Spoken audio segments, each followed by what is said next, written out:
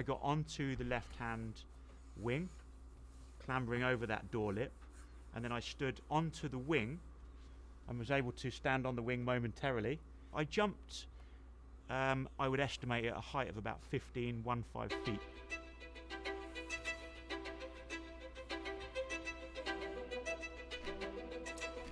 My question is, so is that fake skin on his face, or is that just... I don't know. It's kind of hard to tell. Like that skin right there, like, is that... And I was just a kid, and you could get quite close to the activity. You'd hear the pilots kind of doing the engine tests and throttling down the runway, down that center line, and the noise, the smell of the kerosene coming off the back of the aircraft, and the desire to perhaps learn to fly myself one day was perhaps born during that time. I'd been with an instructor for about 3 weeks duration. I had a couple of different instructors during that time, and everything was going very well. And then I'd been solo for around about 8 days. It was one of those bluebird days. The sun was...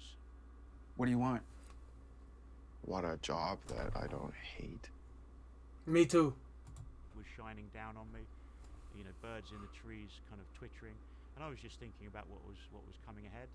As far as I was concerned, it was just another day solo, and I was kind of hour building. No, I don't have YouTube Red or YouTube Premium. I'm broke. Sorry. Sort of job done, sort of tick in the box, and that ambition complete, as it were.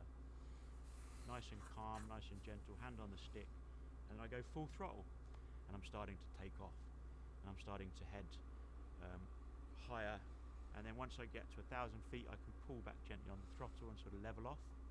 So the aircraft sort of goes from climbing to sort of leveling off, 1,000 feet, and then I can kind of gently kind of cruise round in the pattern and do what I need to do. I then did a look, and I did a look again, because I couldn't quite believe what I saw.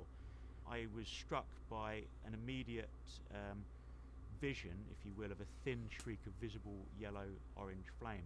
And I had to look again because it was a shock initially, and I realised that it was fire, and it was a thin streak, and it was emanating from the front portion of the fuselage. And I looked down at my feet on the rudder pedals. I could see flame starting to lap and around the feet and the ankles. Inside the he's a better man than me, because I would have instantly shit on myself. I'm gonna keep it a buck. The chamber of the small two-seater cockpit that I'm sat in, and I thought immediately, Christ, this is no drill. This is for real. This is an emergency, and I've got to get this aircraft down. I immediately felt the heart sort of boom, boom, boom within my chest. There I was at 1,000 feet, but nowhere to go. Where am I going to go? You can't jump from that height. People have asked me, did you not have a parachute? Well, you don't wear a parachute in a light aircraft. I was under no illusion that if I didn't get out of that burning cockpit quickly, that the likelihood was I wasn't going to make it. I was going to be a goner, and that fire would have certainly overwhelmed me, and I wouldn't have lived to tell the tale.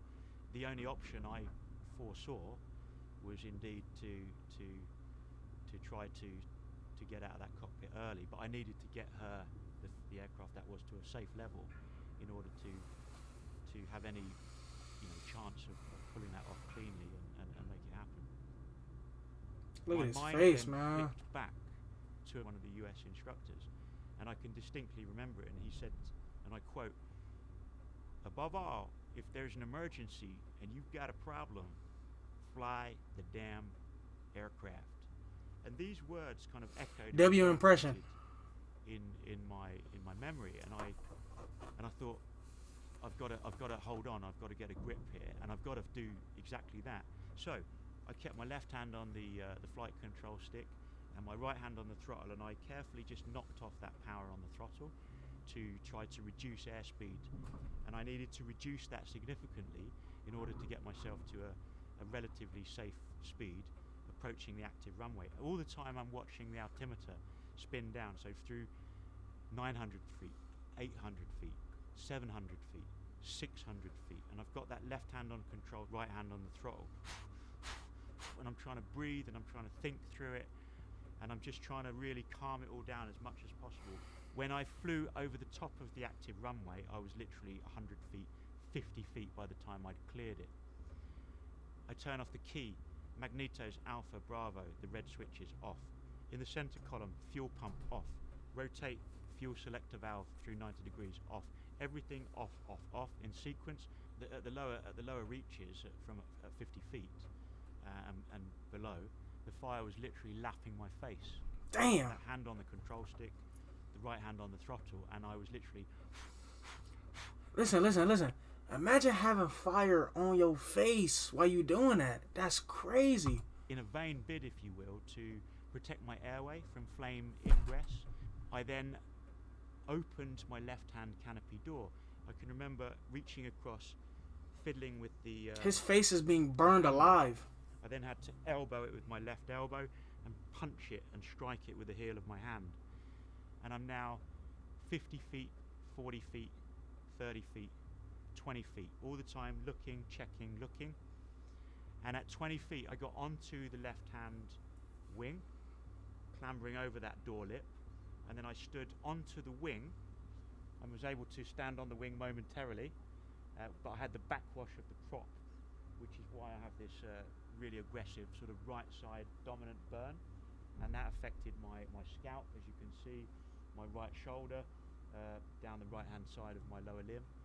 My left side was significantly protected, and that's was burned, but it's indeed a lot healthier. And so I jumped, I would estimate at a height of about 15 feet.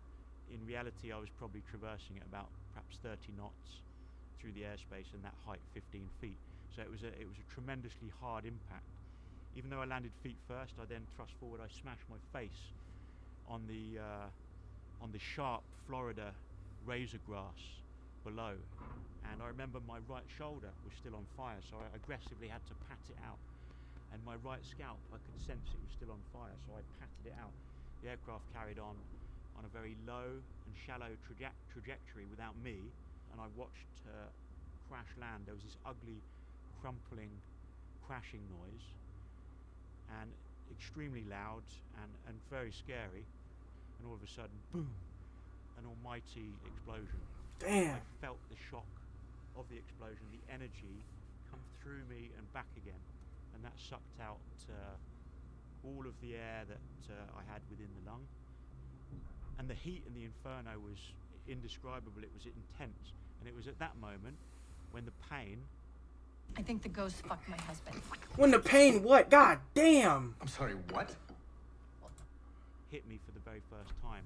And the only way I can describe that, it was like a tsunami of pain that washed over me from head to toe. Every aspect of nerve and sinew was struck by this pain, and I just cannot describe the intensity of that. I had facial fractures, so I inadvertently ruptured my nose bone. I had bilateral supraorbital eye socket fractures on both sides from the impact. Also, the force from the jump and the landing travelled through my torso area. Little did I realise that I'd ruptured my large intestine, so the colon, and I'd also lacerated my liver internally, which was now hemorrhaging and bleeding very profusely. Do y'all think rolling would have helped? I was 63% third-degree burns, and that came to light later on with the medical diagnosis. Damn. I'm starting to grow colder and weaker with every second that was passing. So I then decided that it wasn't going to be long, that I didn't have long to go to survive here. So I then took my shoes and socks off. I'm not even sure what the reason for that was. I just figured in my rationale that this was clearly one journey that I didn't need my shoes and socks for. Typical soldier, you know, I wanted that order right to the very end. And I lay the shoes and socks on the right hand side, and I just put them neatly by the side of me. And I held on, and I don't know how I did it. All I can suggest is that I was a young man at the time. You know, I was just turned 32 years of age, and I was as fit as a butcher's dog by virtue of what I did for a living, you know, with the forces, and I kept myself in great shape. And so I guess I had that fighting edge, but I still didn't have long. And I waited, and then I heard the sirens, so it was like woo, woo, woo, woo, woo. And then the truth is, I I don't remember anything for realistically the next 6 months of my life. Damn. Was he in a coma? Had to be. Doctors in Orlando gave me about a 5% probability of survival, which is extremely slim odds. Even though they placed me in drug-induced coma, I was in the fight of my life. I mean, this was Jamie Hull, World War III. To give you an indication, thankfully, because of the insurance that I was backed up by, the bill in America came to some 2.6 million US dollars, and that was only for around about 4-month period. I had 62 operations under general anaesthetic with a multitude of different surgeons for all kinds of different reconstructive work following the burns, and to get me back on track, to get me back to a semblance of health and normality. And indeed I had many years of work, both physically and mentally, in order to accept and in order to rehabilitate myself. Damn. It was very important for me to get back in the air somehow and to fulfill that ambition all over again. I would never fly again after that. I did fortunately win a scholarship to learn to fly a hot air balloon, and I did my training in Italy. It gave me that real that sense of freedom. Admittedly, what I do with a balloon from time to time is a lot more sedate, but then I guess the new version of Jamie Hull is a lot more sedate. I'm not that high-speed guy that I once was, and so it's probably quite fitting, really. W guy. After that, I wouldn't even want to be in that type of predicament no more. Ain't no more flying. Ain't no hot air balloon. I'm just in the crib. I'm gonna keep it a buck. It's a miracle that he survived that. Like I said, W guy.